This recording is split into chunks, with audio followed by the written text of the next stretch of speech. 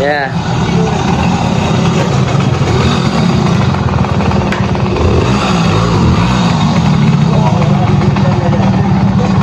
Hello, chào mừng các bạn đã trở lại với Sim Xanh Sài Gòn Channel ha.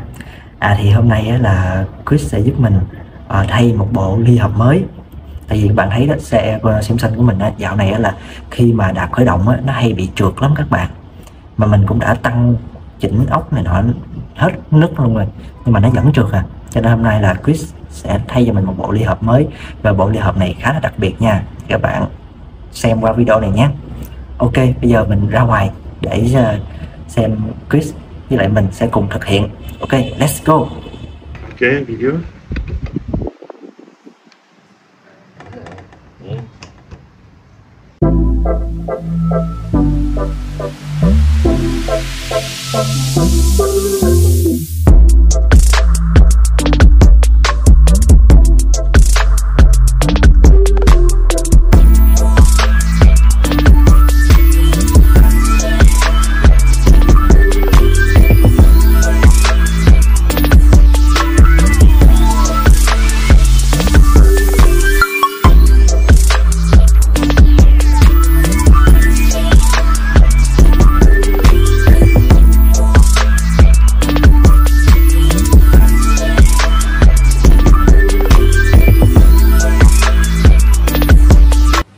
Vậy là Christian là đang thay cho mình một cái bộ nồi mới. Đây là nồi cũ đó giờ mình xài nè.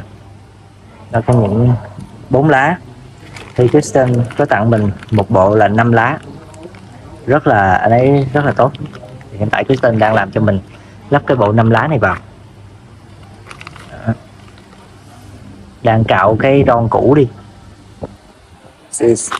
Very nice, right? Yeah. Piston, yeah. Five blade. Yeah. Usually racing clutch, but Yeah. for heavy motors. Yeah.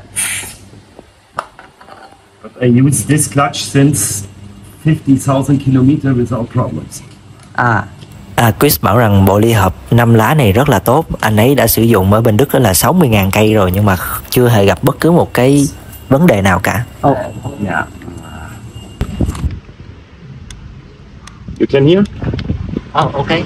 And this is to check that everything is fine. Rồi luôn luôn kiểm tra là cái con đệm này nè, luôn luôn là phải kiểm tra. Rồi bây giờ là anh ấy sẽ thay cho mình bộ nồi 5 lá tuning. Very nice. Yeah, I am so very nervous now. Yeah. Bạn xem nào. Look the difference. The old. This is the old one. Yeah, the old. And this is the settee. Yeah. Rồi bây giờ Christian sẽ gắn vào cho mình nè. Rồi bây giờ chúng mình thao tác đóng lại hết tất cả các bộ phận và test thôi các bạn.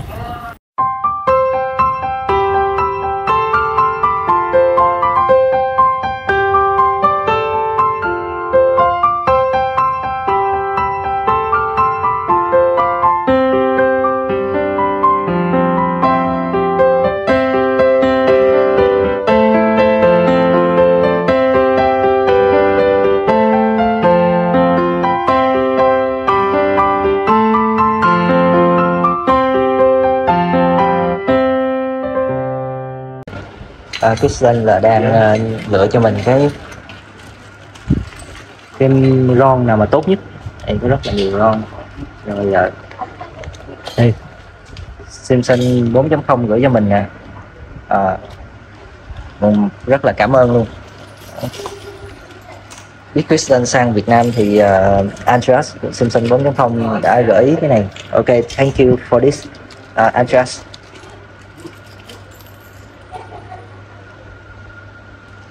Rồi đây Christian đang chỉ mình cái cách mà để canh nồi nè. I show you again. I will come over. Yeah, over the underside. Yeah. Rồi, ok. Rồi. You can see? Yeah, I see it here. Yeah. And now we need the right angle. We need the right angle. Bây giờ là cần một góc là 90 độ. Canh làm sao mà cái này là nó vô thẳng một góc 90 độ là cắt côn rất là ngon. Đây mình lấy hộp thuốc lá để cho các bạn dễ tưởng tượng nè. Đó, vuông góc rồi đó các bạn. Unfortunately, the clutch is now moving. Bây giờ là Not moving. nắm vào là thấy là đó, bóp là it's open right. Yeah, now it's open. Yeah. Close. Close. Open, close. Đó, đóng mở rất là nhịp nhàng vậy là ok. Nó phải có cái độ rơi nữa, chứ còn cứng nhắc là không được. Yeah, very nice. Okay. Okay, therefore, I hope I can. Sao nó xin lỗi vậy? Cũng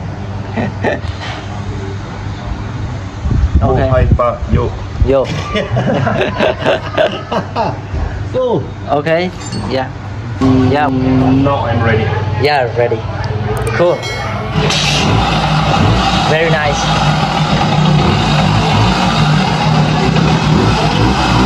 Yeah. That's here. Yeah. Proceed. Very strong. Very strong. Different, absolutely different. Yeah. Now it's my bike. Yeah. Outside. And 1, 2, 3, go. What?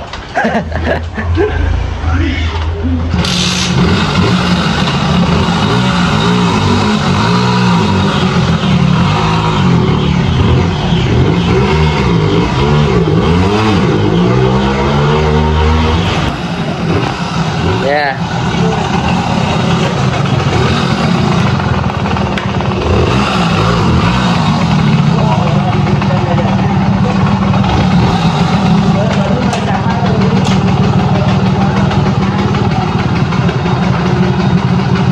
Yeah, very nice. Yeah. Cool. Super cool. But very strong. Did absolutely directly. That's all. Wow. Ah, yeah. Okay, so the end today, very nice. Super cool. Yeah. Ah, like us. This is a classical Bügelbier. Yeah. Very nice. Can you do it? Try it. I try. Like this. Like this. And press with the thumbs. Okay, so now cheese. Post. Balls. Wow, nice. Oh wow. Wow. Cool. Very cool. Yeah, heavy beer. Yeah. Very nice. And I just want to thank you for about when you do for my Simpson today.